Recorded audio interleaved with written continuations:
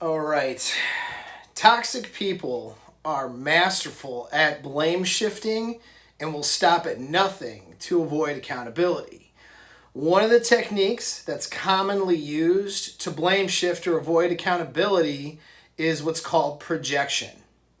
Now, the person doesn't have to have a personality disorder to use projection, so it is just good for you to understand how projection works so you can nip it in the bud or look for some warning signs in your dating life and in your relationships. I'm Paul from Apex Mindset. Take your finger, slide it over, and hit the subscribe button. I have an email list because YouTube is a little bit too censoring for me, and so get on my email list. Shoot me an email address. Shoot me an email. Just whatever, 1-2 words saying you want on the list, and I'll make sure you get on the list for another platform and some free content that's going to come out, okay, in about a month, where we can get a deeper dive into deeper topics.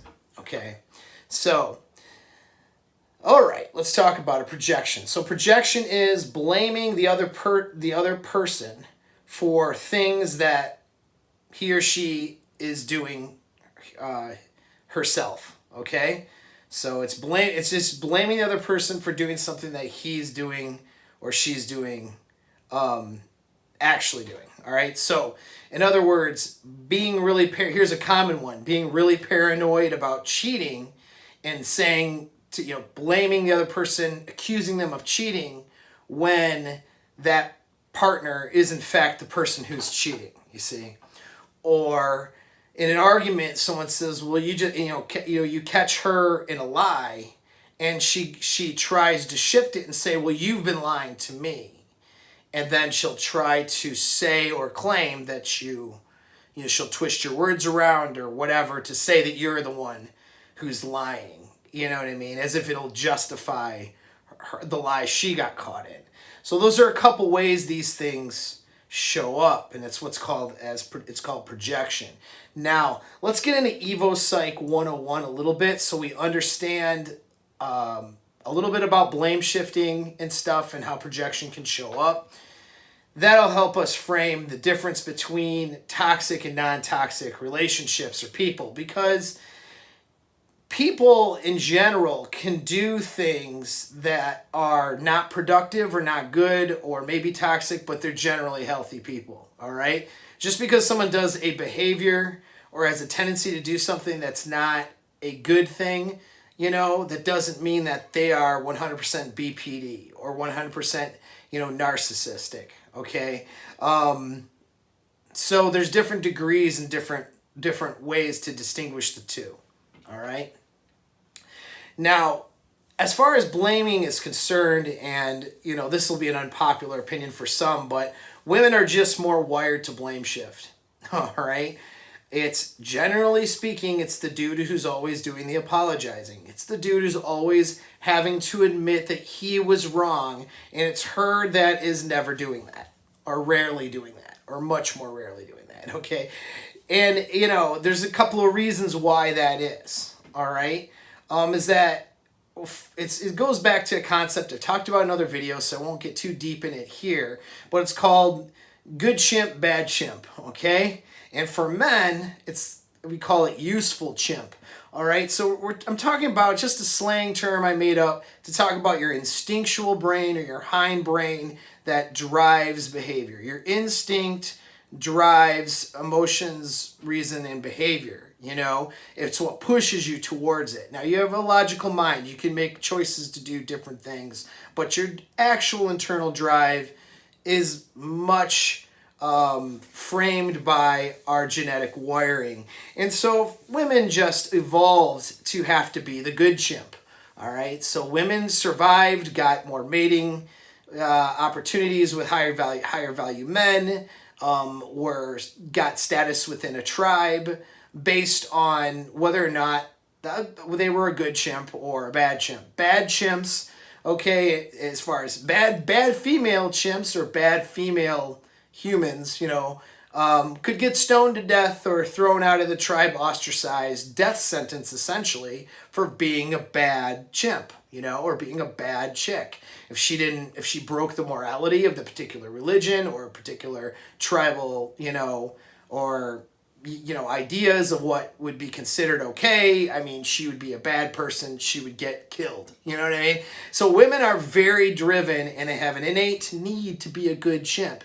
Now, women watching this will say, well, guys need that too, but they're wrong, because women like to say it's everyone else too, because it's part of their good chimp drive, and that's also part of their innate solipsism, okay? Where they can't seem to think, they're handicapped as far as being able to see anything outside of their own perception. So in other words, if they, that drive to be considered the good person, you know what I mean, and not the bad person, they think everyone thinks that way. But guys really don't always think that way. Guys are the useful chimps, okay? Men have to be useful, okay? So this is why men are, they're driven towards competency and will lie in front and compensate to feign competency. You know what I mean? This is why guys don't ask for directions. This is why a guy will open a car hood and go, oh, I know how to fix this, and he has no idea about cars. This is why every guy thinks that he can fight. This is why, you know what I mean? We could just go on the list. But men will lie, and men deceive, and men do weird stuff, okay, when their competency is challenged, because men have to be the competent chimp or the useful chimp. And if men are seen as not useful, so back to tribal times, men could be ostracized from the tribe or death sentence for not being useful, not being a resource provider, being a resource drain. You see, so men need to be the useful chimp. Women need to be the good chimp. Okay, so when it comes to doing something wrong and accepting blame for it, they're inclined to blame shift, because if they take the blame for it, it implies that they're a bad chimp. So when women do, and this would just talk about normal women, when women do accept blame and have a drive to do that, there's a number of other things in play. But the one thing that's in play is that women will accept blame or responsibility for their behavior if they think or perceive that they are the good person for doing that. If they think that, man, I really screwed up, I'm going to take responsibility for it, that would redeem me, that will make me a good person, so good chimp, okay, then they're inclined to accept blame, accept responsibility for the actions, and less likely to blame shift, argue, give the silent treatment, pretend, and do some of these tactics to try to say that they're not at fault, or maybe they were at fault, but it's not as bad. And you see what I'm saying, right? Guys are more inclined to accept blame for things because if that's the useful thing to do, and if that makes them competent, and if that gets their argument over with, then that's what they'll do.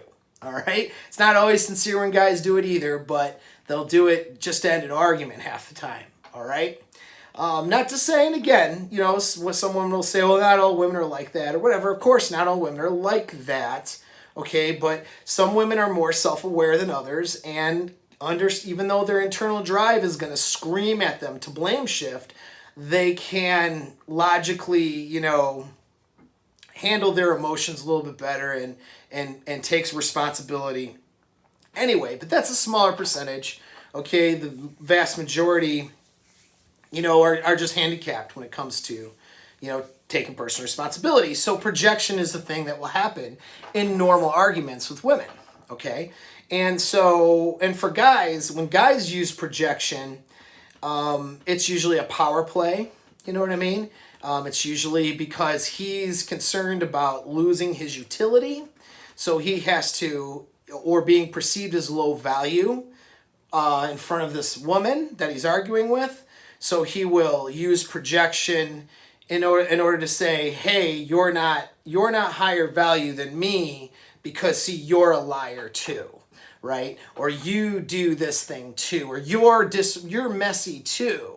So don't think you're better than me. That's why guys will do projection, okay? So because of our sexual evolution, projection happens with both men and women in a normal course of relationships, and it's not a healthy thing to do, but it does happen, and it's due to these innate drives, all right?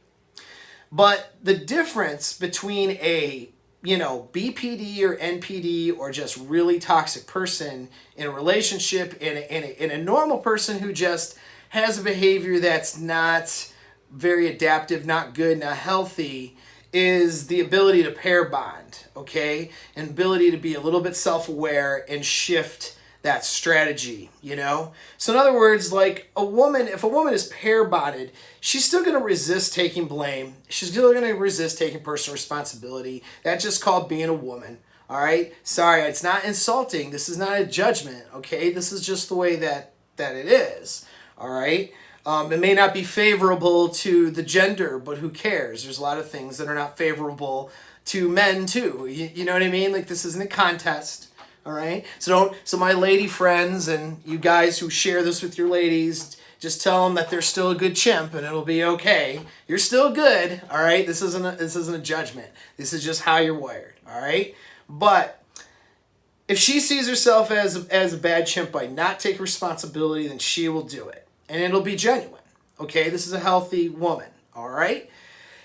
If she's a bit self-aware and, you know what I mean, she's not going to want to do it, but if she realizes that she's going to hurt her partner, hurt other people, she may be inclined to take that responsibility.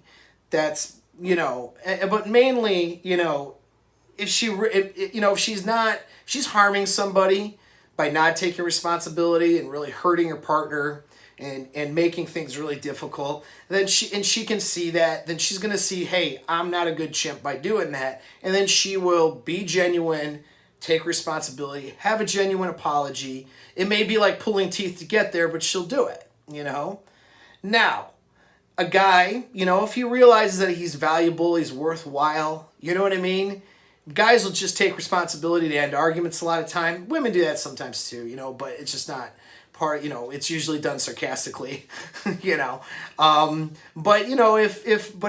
guy doesn't feel like he's lost his utility, or that he is, not, that he's lower value by making a mistake, he's apt to apologize too, and he's a lot less likely to use his tactic of projection. All right. But where we differ is that an NPD or a BPD person will usually stand by their toxic behavior. So a woman will stand by her toxic behavior. She will delude herself, and she will try to delude others into thinking that her behavior was justified and okay. You see, that's the difference, is she will try to change the reality. So it's not just perceiving the reality differently. It's not just avoiding being seen as a bad chimp, which is normal. It's more of a manipulation now. That she may not even be aware that she's doing, but she is going to justify that behavior, and by either saying the guy does it too, or everyone does this. You know what I mean? That's the thing. If she is caught red-handed, it is either the guy does it too, everyone does this, or, well, you can't blame me for making that bad decision because X, Y, and Z. So it's not really my fault, you see. But that the projection happens when they're blaming the other person for doing the thing that they're doing, Now, female solipsism will play a role in this as well. Okay, so that's the belief that if, so solipsism is like, she assumes that everybody else is just like her. So a BPD woman will assume, okay, that if she's cheating, all right, she'll have a innate fear immediately that her boyfriend's going to cheat because, she's being unfaithful, dishonest. So she assumes everybody else is. That's her solipsism as a B. So you add solipsism, female solipsism, to a BPD female, that's the results you get. So you see a lot of projection with females this way, a BPD particularly. So if a woman is paranoid about her man cheating, for example, and is like going overboard and creating toxic fights, arguments all the time, the guy is not doing anything that would incite, he's not doing anything that should incite that suspicion, all right? Then that's projection. So she's either cheating, okay, or she is inclined to cheat. meaning she will cheat or she would cheat if the opportunity presents itself and the right mix is there. So if she's not happy with her boyfriend, or committed or husband, and then the opportunity presents itself for her to cheat, she'll cheat. So she assumes that the husband or boyfriend will do the same thing. So then she gets paranoid that he's doing it or that he might be doing it. And so then she starts creating toxic arguments, starts getting controlling, getting manipulative, thinking that the guy's going to cheat on her. You see how that works? So she's projecting what she would do or what she is doing already onto her partner. All right? And now guys will do this just as a means of manipulation. And if you're looking at NPD type, guys will do this as well. Guys cheating, and it's the same kind of thing though. He'll get paranoid that she is doing the same thing. And, a lot of, he's just assuming, that he could be making that same assumption. You know what I mean? Just almost like a solipsistic female. Right? But a lot of times guys will do it because it's a need to control a partner too. So if he is keeping her on her toes all the time, so it's an overt manipulation, especially antisocial personality disorder may in fact do this, knowing, that if he's keeping her on her toes all the time by blaming her for cheating, creating fights, looking through her phone, showing up at places to see if she's actually there, spying on her, all that toxic stalkerish behavior, when he actually has a side girl. See, she's not, the last thing she's going to assume is that he is seeing women on the side when he is stalking her and hammering her to have her not cheat. So she assumes that he is just insecure. She may even think, unfortunately, a chick who is, her attraction triggers are a little bit polluted, might think that, well, he must really care about me, must really love me because he's so paranoid. She may have that perception. There's a number of things that she might do, but guys can do that. A lot of times this is a tool of manipulation, to keep her off the track, so to speak. Or just to blame shift as a means of control. So she catches him in a lie and he says, well, you lie all the time, or you're lying right now.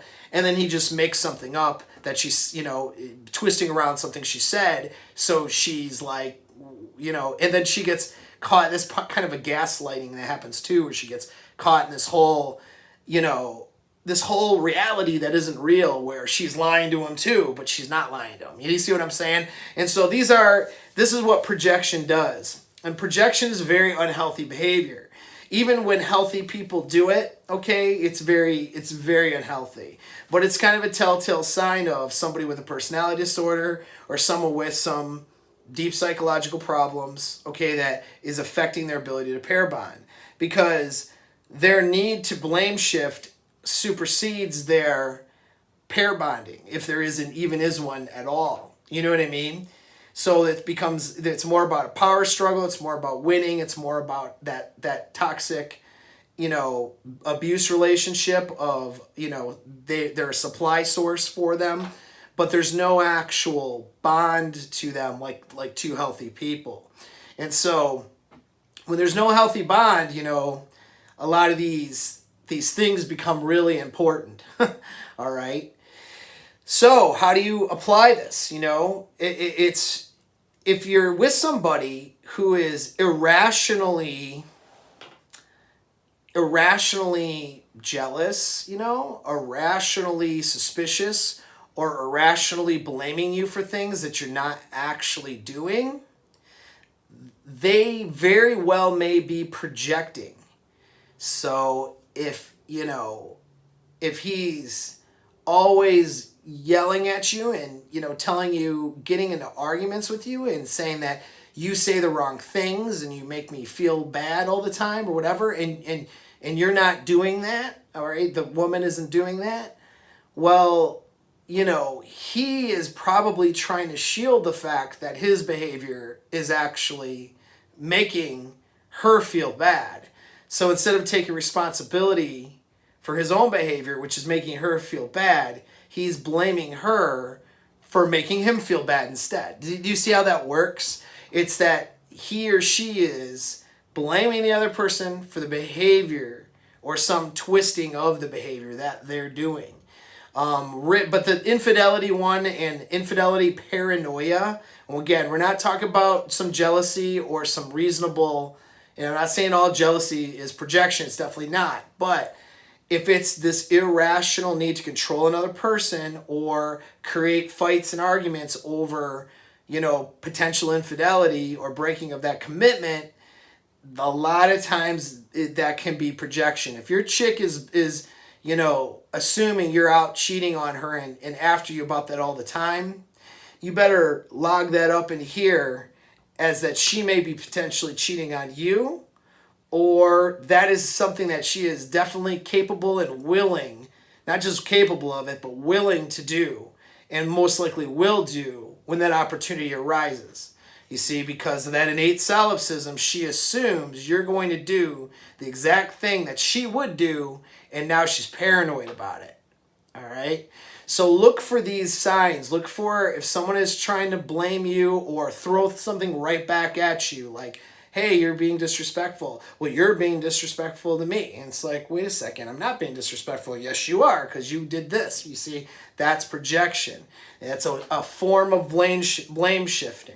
So it can happen in the process of the argument where they blame shift, or it can happen with no argument at all, where they're just coming up with something to attack you for. But it's something that they're paranoid about because they're doing it, or because they're capable of doing it and will likely do it in the future.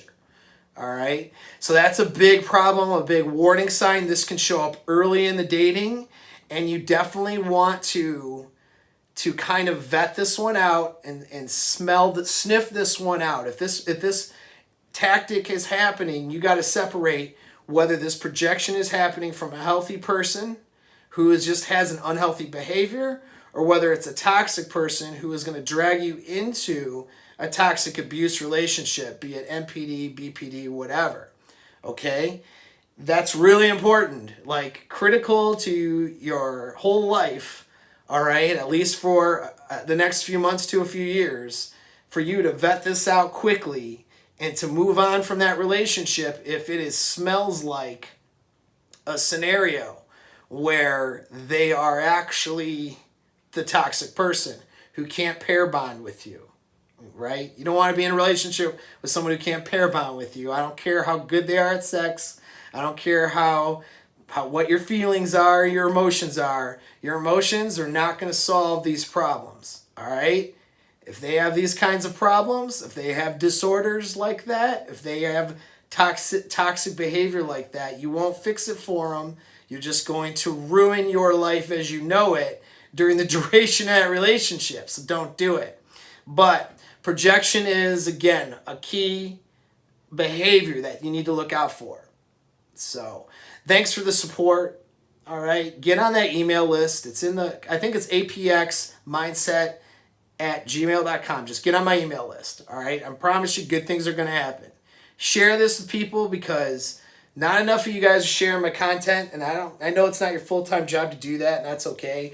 But people need this crap. People are screwing their lives up with these situations. So, them taking 24 minutes when this video is done to work on themselves and hear something that'll help them, probably worth it, right? Anyway, thanks again. Till next time.